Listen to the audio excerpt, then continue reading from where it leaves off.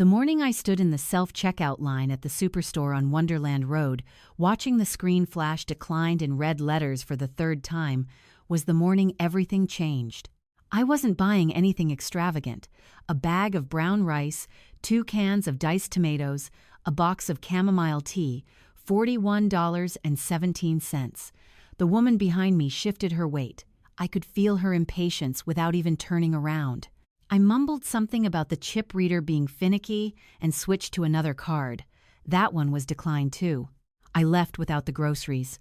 I walked to my car in the November cold, sat in the driver's seat, and did not cry. I had forgotten how. My name is Vivienne Marchand, and I am 68 years old.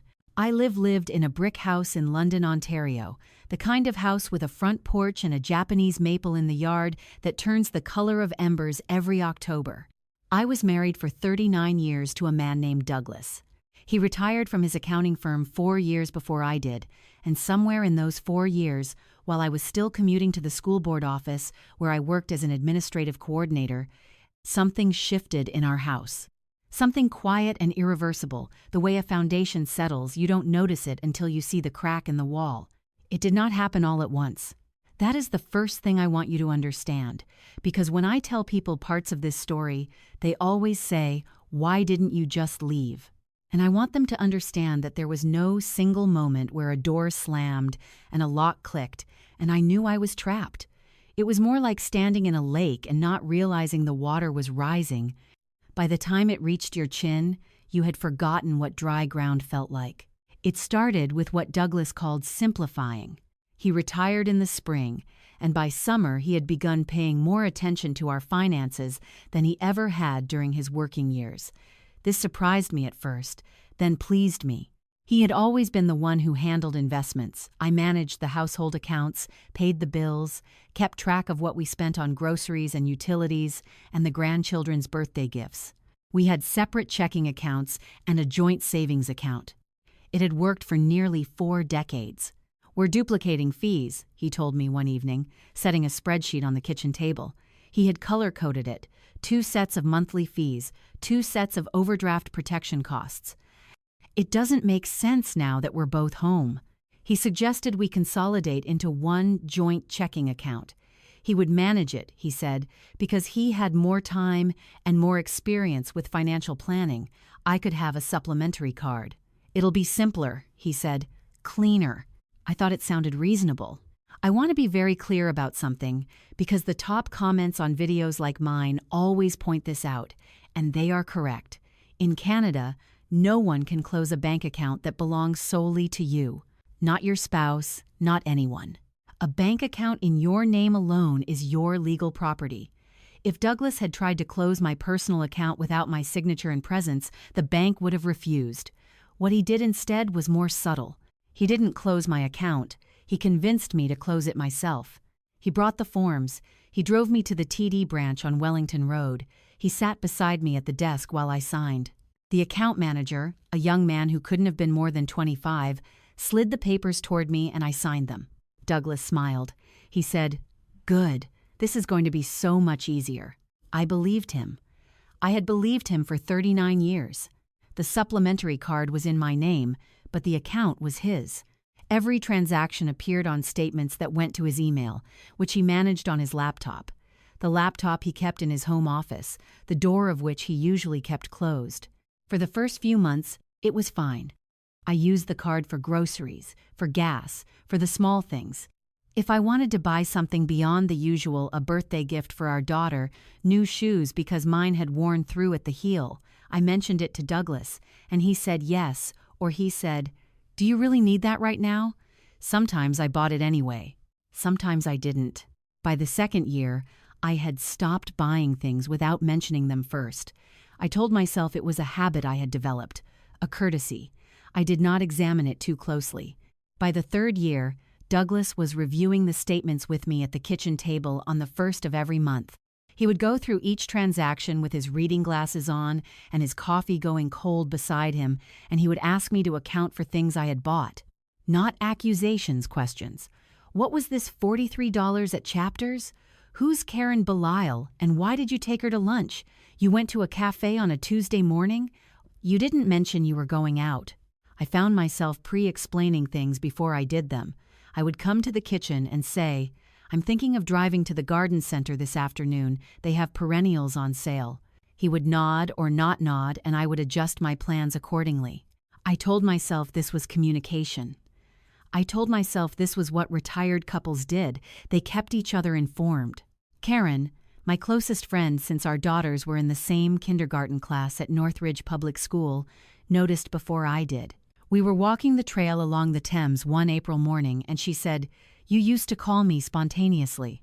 Now you always text first to see if it's a good day. Why do you need to check?" I told her Douglas liked to know my schedule. She looked at me for a long moment and said nothing. By the time I stood in the superstore parking lot in November with my declined card and my bag of groceries left at the register, Douglas had implemented what he called an allowance structure. He said the word allowance without any apparent irony. He had determined that my personal spending, anything that wasn't household necessities, should be budgeted at $80 a month. $80. I am a 68-year-old woman with a university degree and 31 years of pension contributions and a house that was half mine, and my husband had decided that $80 a month was sufficient for my personal needs.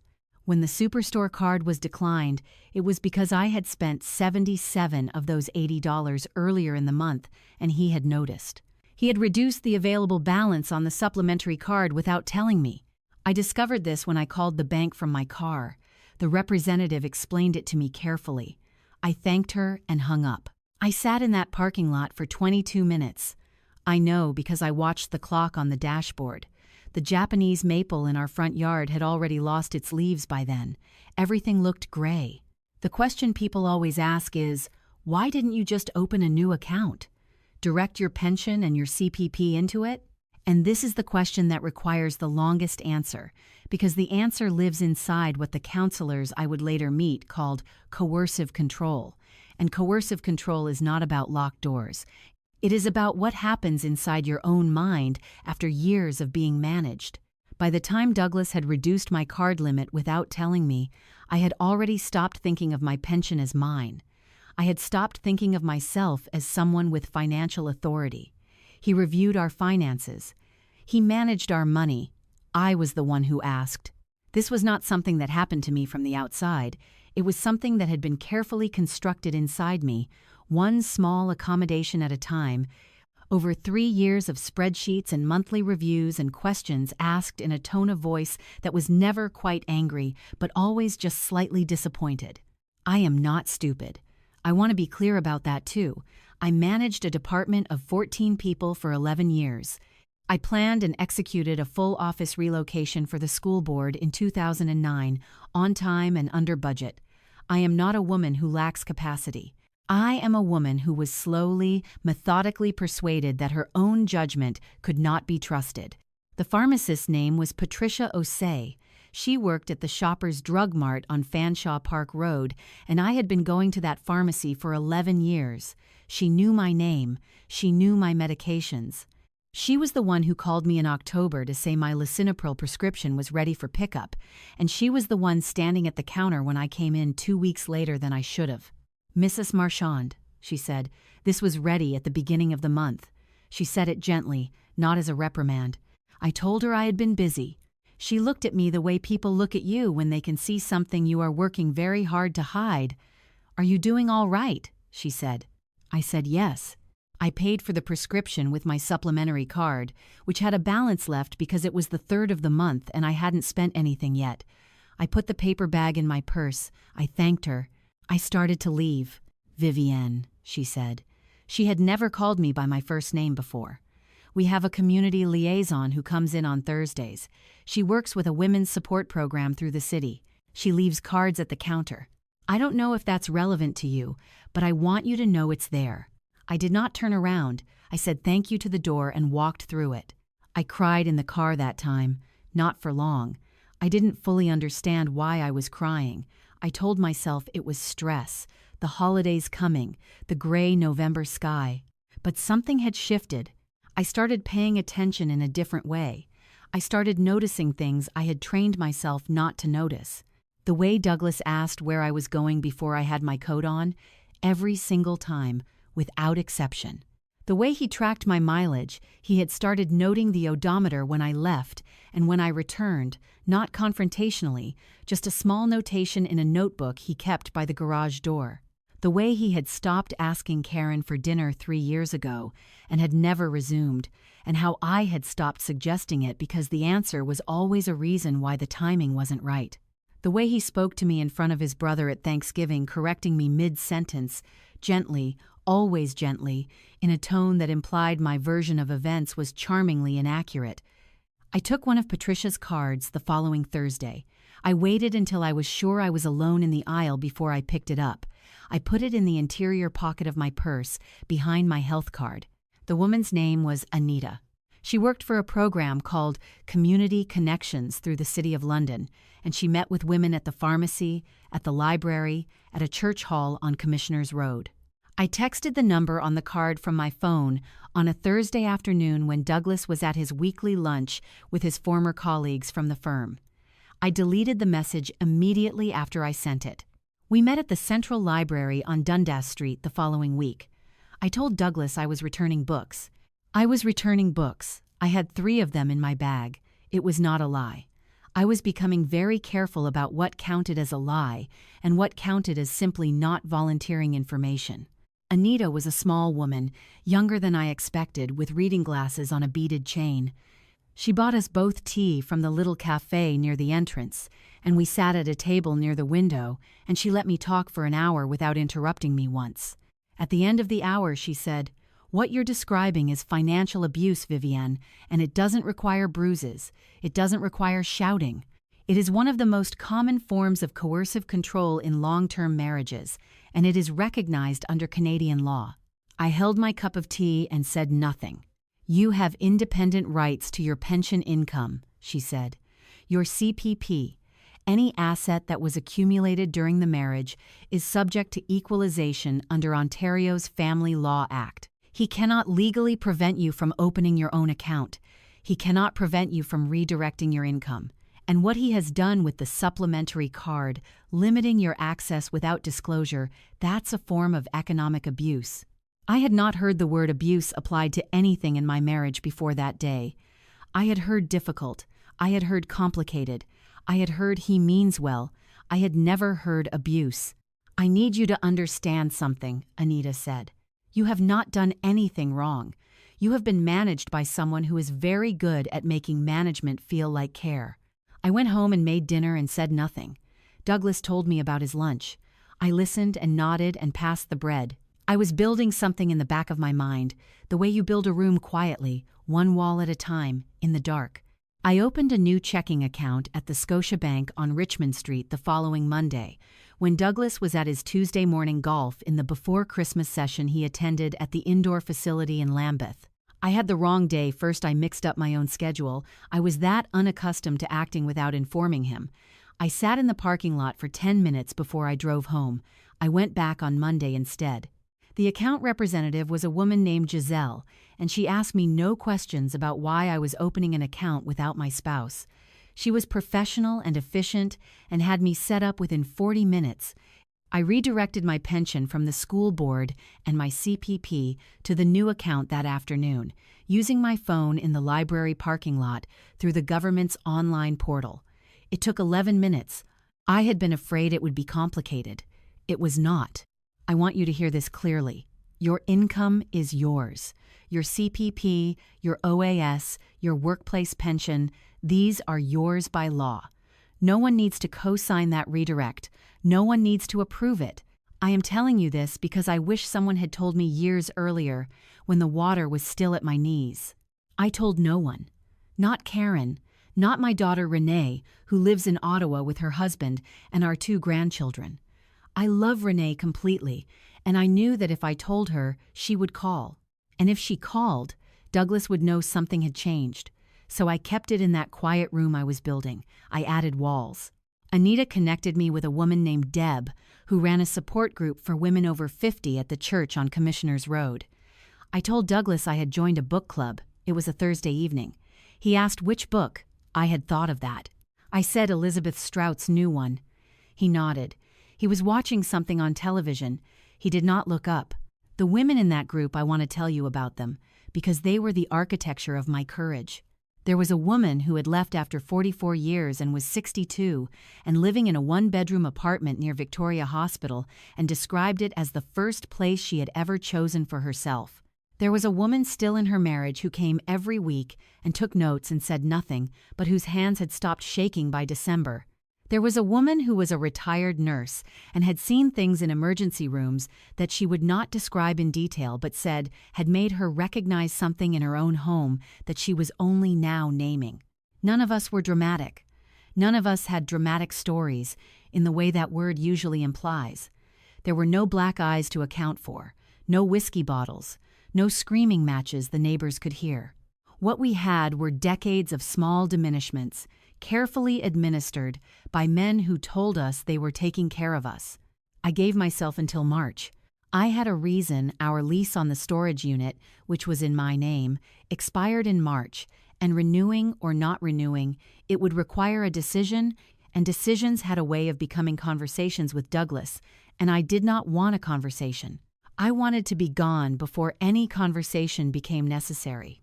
I was methodical in a way I had never allowed myself to be, because methodical required confidence, and confidence required believing that my own judgment was sound. I was learning to believe that again. I moved small things out slowly. Winter clothes I didn't wear anymore, to the storage unit first, then to Anita's office, my grandmother's silver hairbrush, the box of photographs from before we were married, my photos, my past, my university transcripts, which I had kept in a file folder in the spare room for reasons I had never questioned, as if they were documents I might need to prove something one day. I took them in January, in a tote bag, with a recycled grocery bag over top. I told Douglas I was dropping off donations at the Salvation Army on Warncliffe. I brought 2 bags of old towels. It was not a lie. I found an apartment. This was the most frightening part, not because Douglas would know, but because I had not rented an apartment since 1981, and the world had changed substantially. Anita helped me. I had enough in the new account by February. My pension and CPP had been redirecting for 3 months. I had not spent much. I had become very good at not spending much. The apartment was on the 3rd floor of a building near the parks on Wortley Road in Old South, a neighborhood I had always loved and never suggested we move to because Douglas wanted the East End and I had accommodated that as I had accommodated most things. The lease was in my name. The damage deposit was paid on a Thursday afternoon. I did not tell a single person except Anita and Deb. I gave myself a date. A Wednesday in March, when Douglas had a full-day appointment at the specialist's office in Toronto, a cardiac follow-up that required him to be gone by 6 in the morning and would keep him occupied and out of the city until at least 4 in the afternoon. I had known about this appointment for 6 weeks. I had marked nothing in the calendar. I had kept it in the quiet room. The night before, I slept well. I do not fully understand why, but I did. I think perhaps because the decision had already been made at some earlier point, and the body knows before the mind admits it. I was up at 5. I moved through the house in the dark. I had packed most of what I was taking over the previous 3 weeks in small increments, the bags going into the trunk of my car at times when Douglas was occupied indoors. I did not take the furniture. I did not take the good china, or the artwork, or the things that were genuinely ours together. I took my clothes, my books, my files, the photograph of my mother on her wedding day, the small oil painting of Georgian Bay that had been a gift to me from a friend and that Douglas had hung in the hallway in a spot where I could rarely see it.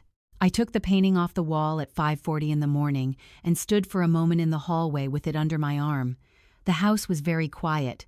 The street outside was not yet light. I had written a letter. Not an explanation. I did not owe an explanation, Anita had said, and I had come to believe her, but a factual statement.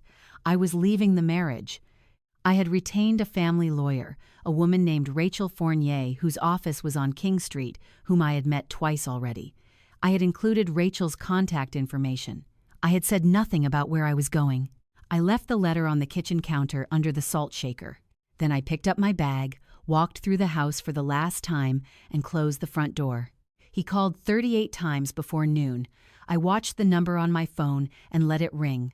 At 12:15, I set the phone on the kitchen table in my new apartment. My own kitchen table, small and secondhand, purchased the previous week and delivered while Douglas thought I was at the library, and I made myself a cup of tea and looked out the window at the bare March trees in the park across the street, and I breathed. The 39th call came at 12:40. I did not answer that one either. Then I called Rachel and told her he had begun attempting contact, as we had discussed, and she advised me on next steps. I want to tell you what the apartment looks like because I think it matters. It is not large. It is 680 square feet on the 3rd floor, with a window in the living room that faces west. In the late afternoons, especially now as spring is coming, the light comes through that window in long horizontal bars and falls across the floor and the second-hand couch and the small bookshelf I assembled myself, badly, with the wrong screwdriver, and then correctly, once I found the right one. There are no spreadsheets on my kitchen table. There is no one who needs to know where I am going before I put on my coat. Renee cried when I told her, not from sadness, or not only she said she had been waiting for me to say something for 2 years, that she had noticed, that she had not known how to ask, that she was sorry she hadn't pushed harder. I told her she had nothing to be sorry for. I meant it. The person managing a coercive situation becomes very skilled at making it look like everything is fine. That is part of the mechanism. It is not the observer's fault for believing what they are shown. Karen came down from her house on a Saturday in April, and we walked along the Thames all the way to Springbank Park, the way we used to. She brought Tim Hortons. We talked for 3 hours. We talked about her life, too, not only mine. I had forgotten, somewhere in the years of Douglas, that other people's lives were interesting and worth being curious about. I am not going to tell you the divorce has been easy. It has not. Douglas hired a lawyer from a firm that specializes in drawing out proceedings, which Rachel told me to expect. There are months of paperwork and proposals and counterproposals. There are days when I wake up at 3 in the morning and lie in the west-facing bedroom of my small apartment and run the numbers in my head and feel the old familiar fear. What if I can't manage? What if I made the wrong decision? What if I am not capable of this?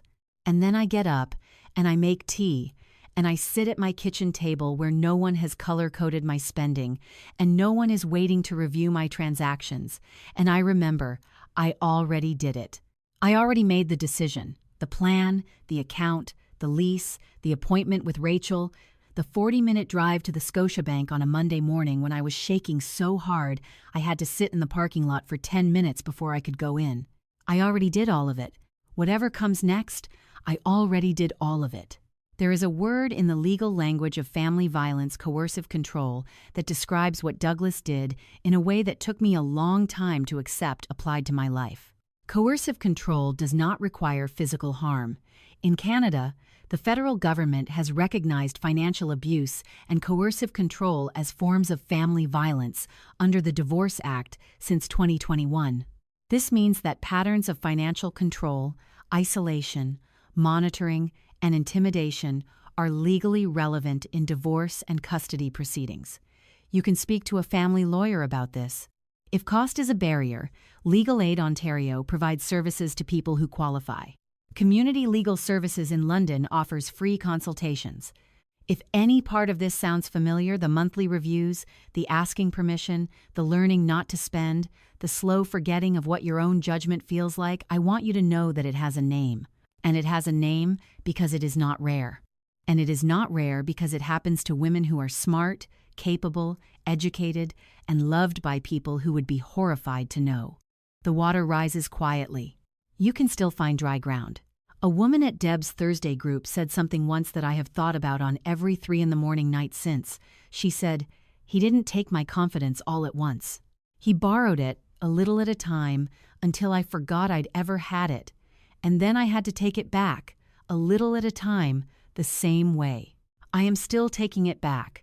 Some mornings it is easier than others.